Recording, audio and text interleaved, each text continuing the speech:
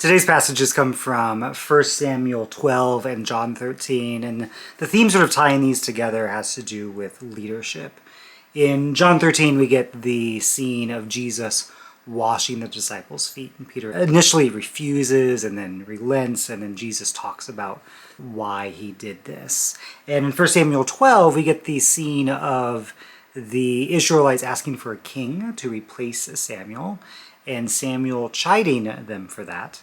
And there's this thunder and lightning, and the Israelites are like, oh no, we have sinned. And there's this really sort of sweet and tender scene. Pray to the Lord your God on our behalf so we don't die, for we've added to our sins by asking for a king. And Samuel says, don't be afraid.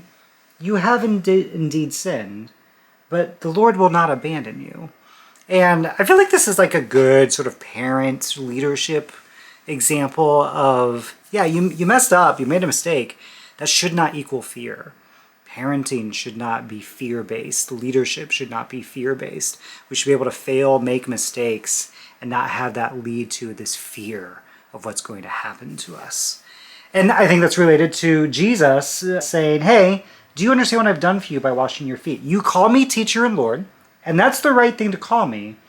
If I then, your Lord and teacher, have washed your feet, you too ought to wash other people's feet, wash one another's feet.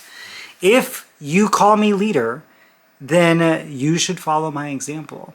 If God sees the mistakes of his people and says, don't be afraid, then I think we too, as leaders, as parents, as people in relationship with others, we should never base our relationships off of fear. Instead, we should base them off of servanthood, off of serving one another, I think Paul says, like, the only sort of competition you should have with one another is who can serve the best. And yes, there's a place for boundaries and all those sorts of things. But in terms of what it means to care for others, it's about that servanthood. It's about being willing to wash their feet. It's about having someone come to you with a mistake and saying, no need to be afraid.